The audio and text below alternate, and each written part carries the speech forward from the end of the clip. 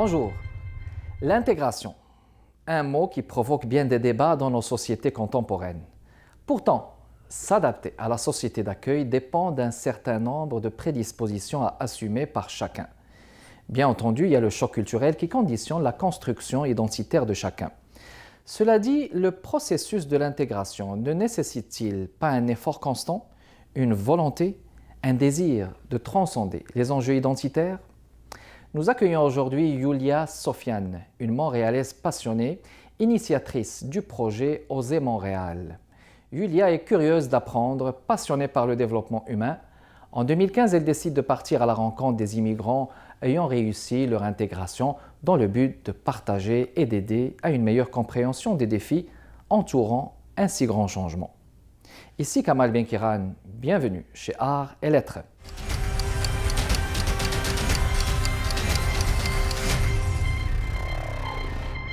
Yulia Sofiane, bonjour. Bonjour. Je te souhaite la bienvenue chez Art et Lettres. Merci de cette invitation. Je vous félicite d'ailleurs pour votre projet, c'est très intéressant. Mais ça fait plaisir de vous retrouver parce qu'on se connaît il y a quelques années. Et vous retournez avec ce magnifique livre, Oser Montréal, mesdames et messieurs, dont vous êtes l'initiatrice. Alors pourquoi ce livre et voulez-vous nous décrire qu'est-ce qu'il y a dedans, le contenu? C'est un projet que j'ai commencé il y a 3 ans, comme vous le savez. D'ailleurs, votre rencontre se trouve à l'intérieur du livre. Une rencontre qu'on avait faite à l'époque. Oui, il y a 3 ans. Tout a commencé par un désir d'aider les immigrants. J'ai remarqué, moi-même, immigrante de première génération, j'ai remarqué qu'entre 2008, mon arrivée ici, et 2015, quand j'ai démarré le projet, j'ai rencontré beaucoup de gens qui avaient de la difficulté à s'intégrer. Et moi, il y avait de notre côté beaucoup qui me félicitaient. Comment tu as fait pour t'intégrer si bien? Tu as fait des études, voilà. Et puisque j'avais les outils, dans le sens que j'ai étudié dans un domaine où l'information c'est mon outil de travail, je me suis dit qu'est-ce que je peux faire pour aider ces gens-là. Alors j'ai démarré ce projet pour rencontrer des gens et pour dire voilà, dites-nous comment vous avez réussi pour pouvoir aussi motiver les autres. Parce qu'on parle beaucoup d'immigration et d'intégration. Et on parle souvent de pourquoi les gens ne s'intègrent pas, de la partie négative plutôt, pourquoi ils ne s'intègrent pas, quelles sont les difficultés, mais... Et chacun a ses propres difficultés aussi. Exactement, chaque personne a ses propres difficultés, mais à chaque problème, il y a une solution aussi. Donc, je sais qu'il y a énormément de projets qui se font à Montréal. Il y a énormément d'organismes qui travaillent pour l'intégration des immigrants. C'est de très beaux projets partout à Montréal et au Québec d'ailleurs.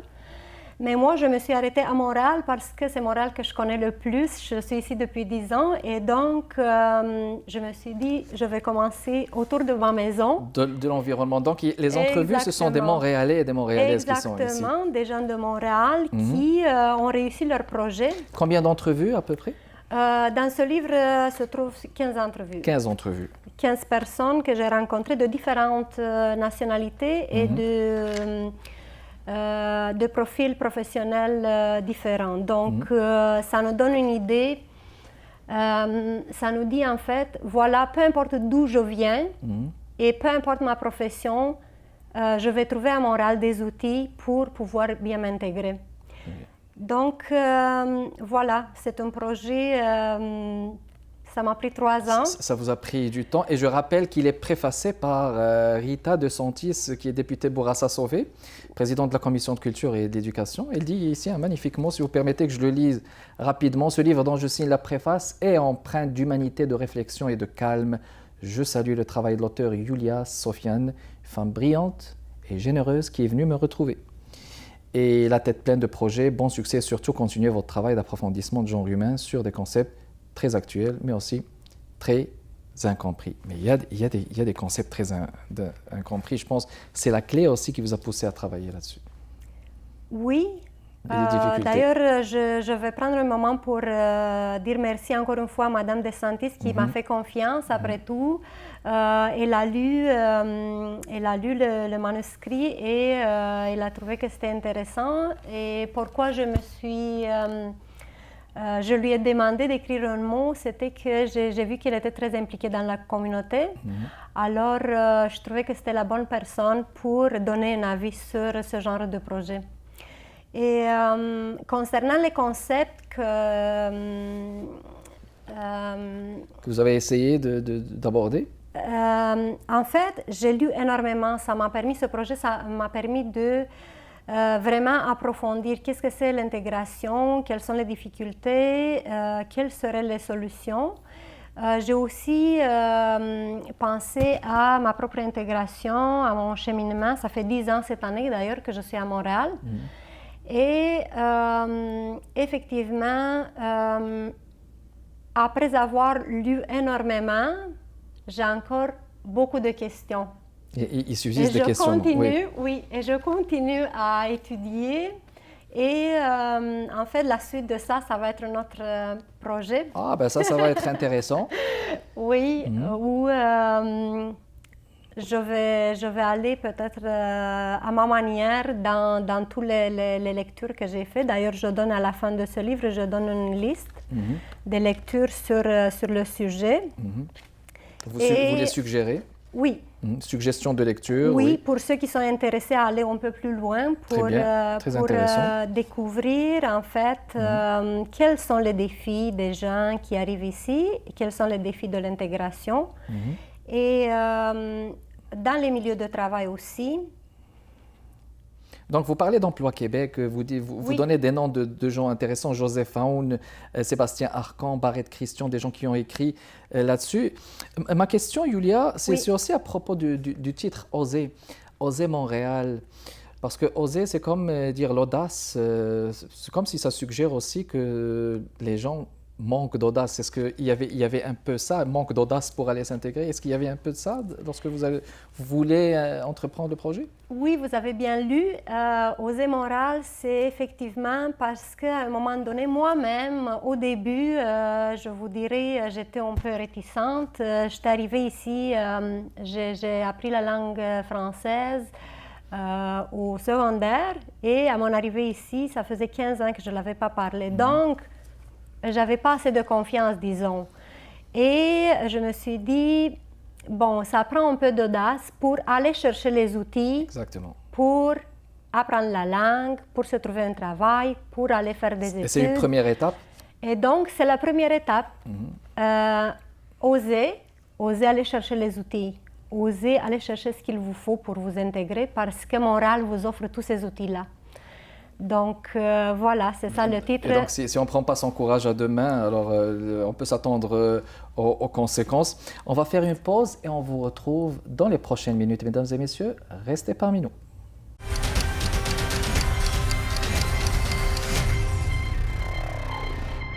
On est de retour, mesdames et messieurs, toujours dans le cadre de l'émission Arts et Lettres, avec notre invitée Yulia, l'initiatrice du projet Oser Montréal. Les gens seront curieux et curieuses de voir le contenu. Alors, est-ce que vous pouvez nous choisir un passage de ce beau livre, Oser Montréal? Oui, bien sûr. Comme je vous ai dit, il y a la préface de Rita DeSantis qui est très intéressante à lire et je vais vous lire un passage très émouvant, pour moi en tout cas, parce que c'est une coïncidence aussi avec mon âge. Vous allez voir. Elle dit « Je suis arrivée au Québec à l'âge de 4 ans, mais c'est à l'âge de 41 ans, un après-midi, en marchant à travers le campus de l'université McGill, que j'ai finalement dit, tout en le croyant, « I belong ». J'ai regardé autour de moi avec des larmes aux yeux et j'ai ressenti très fort dans mon âme que finalement ici, c'est mon chez-moi. Alors, j'ai trouvé ce passage-là très, très émouvant. Ça coïncide avec mon âge maintenant. Et c'est vrai que, bon, pour moi, ça m'a pris 10 ans, disons. Mais je sens qu'après 10 ans, je me sens vraiment, comme les autres le disent depuis longtemps, je me sens intégrée. Donc le sentiment d'appartenance, si je dois D'appartenance, attendre, oui, à la société. Je crois que le sentiment d'appartenance, c'est comme la confiance en soi, ça vient avec l'expérience aussi. Parce qu'on appartient à un endroit, à un lieu, après avoir vécu. Donc, dans un lieu, il y a du vécu. C'est pour ça qu'on a beaucoup de difficultés parfois à laisser notre pays où on a vécu 20 ans, 30 ans, parce qu'il y a du vécu. Et là, après 10 ans, j'ai un vécu ici, j'ai une histoire ici. Donc vous avez tissé votre propre histoire. Exactement, j'ai une histoire qui me lie ici. J'ai beaucoup vécu, j'ai eu énormément d'expérience dans ces 10 ans. Et donc, c'était très touchant ce que Rita disait pour moi. C'est ça, donc c'est un partage, c'est un témoignage. On a beaucoup besoin de témoignages de gens qui ont réussi parce que ça pourrait inspirer les autres. Et vous venez de le dire aussi, une meilleure intégration, elle passe quand même par s'imprégner de ces outils, ces premiers outils, apprendre la langue, connaître les codes, tout ça. Mais de votre point de vue, Yulia, est-ce que vous pensez que présentement au Québec, on favorise une meilleure intégration pour les nouveaux arrivants? Depuis mon arrivée ici, d'ailleurs, j'ai remarqué qu'il y avait... Je suis très curieuse et donc j'ai toujours regardé ce qui se passe dans ce domaine. Et j'ai remarqué qu'il y a toujours eu des programmes, des organismes d'intégration. Qui sont mis en évidence, oui. Exactement.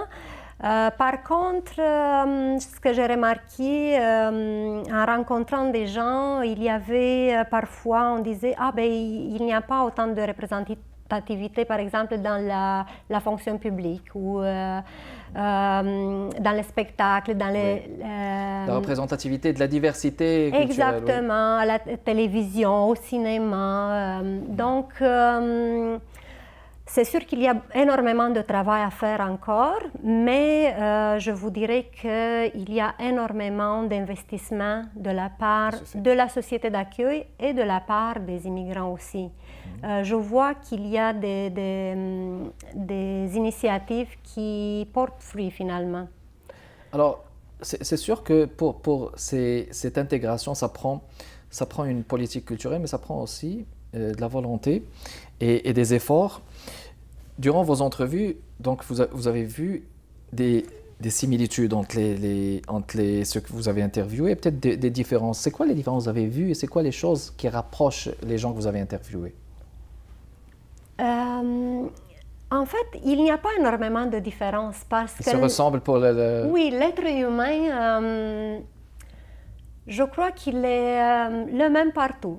Parce qu'on est des êtres humains, peu importe d'où on vient. Donc, je ne vois pas de différence dans le sens, voilà, le Mexicain, il est d'une telle manière, où lui, c'est sûr, chaque être humain est unique. Exactement. Voilà la Donc, grande différence. Donc, il y a la singularité. Exactement. La singularité. C'est juste ça, la différence. La différence. Chaque être humain a sa propre particularité. Est-ce que vous voulez nous dire les personnalités que vous avez interviewées? Peut-être juste pour donner une idée préliminaire. Ceux qui sont plus connus et dernièrement qui ont même fait des grands projets à Montréal, ça serait Sergio Gutiérrez. Sergio Gutiérrez, que nous avons reçu ici chez Arlette. Tout le monde le connaît déjà. Oui. Richard Le Tendre, vous allez me demander peut-être pourquoi Richard Le Tendre il est dans ce livre. Oui. Parce que lui, c'est un Québécois. Qui n'était pas montréalais, mais qui est venu à Montréal. Mais qui est venu s'installer. Et ça, c'est autre chose aussi. C'est un autre volet aussi d'immigration. Exactement. Et parce que lui, il était passionné par un auteur d'origine roumaine et qu'il a écrit un livre qui s'appelle Qui est Ionesco. Et lui-même, il a eu de la difficulté à se faire publier. Voilà. Ionesco qui avait écrit Rhinocéros. Donc, il y avait la difficulté. Voilà. Exactement. Okay. En plus de tout ça, lui, il fait maintenant des spectacles avec Laurie Hazine-Poisson, qui est française. Et donc, j'ai trouvé que ce mélange français-Québec, ça avait sa place quand même dans ce livre où on parle de multiculturalisme après tout. Okay. Et voilà, Laurie, elle est connue aussi à Montréal. Maintenant, ils ont quitté pour d'autres projets à l'extérieur, mais ils continuent à faire de très beaux projets. Il y a bien entendu Monsieur Kamal Benkiran. Oh, je vais faire profil bas, on va passer.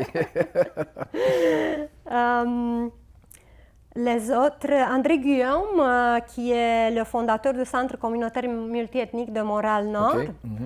Ivonka Balcerowska, qui est une artiste d'origine polonaise. J'ai quelques Roumains qui sont dans le domaine de la santé, pharmacienne et chef d'unité au Centre intégré de santé du sud de Montréal. Madame Raksan Erdogdu, qui est pharmacienne. Aussi à Montréal-Nord. Kamal Lunac, algérien d'origine, bibliothécaire à la Bibliothèque Archives nationales. Et donc, comme je vois, Québec. vous avez fait appel à une belle diversité qui a orné ce livre. On va faire une pause et on vous revient dans les prochaines minutes, mesdames et messieurs.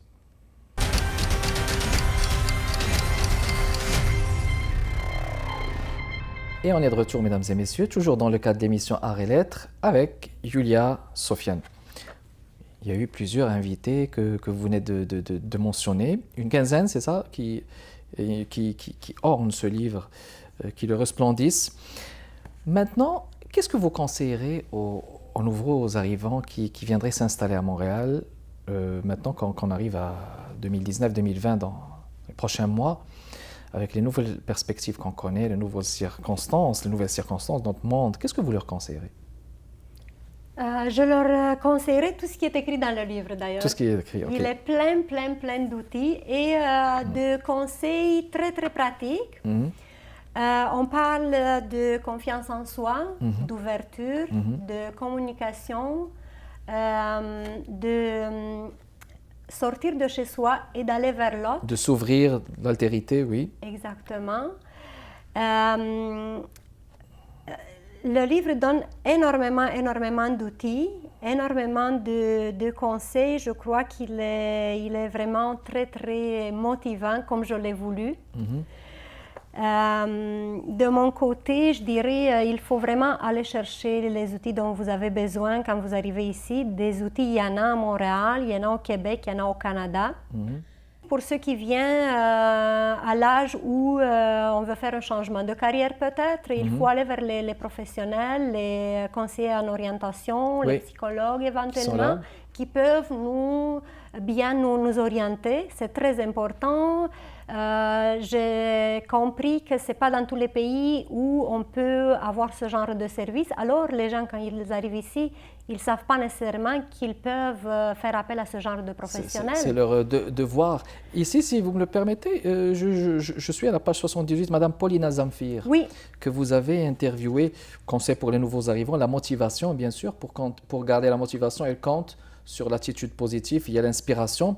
Les ingrédients d'une intégration réussie, mesdames et messieurs, je vous cite un passage, la recette de Madame Paulina Zamfir.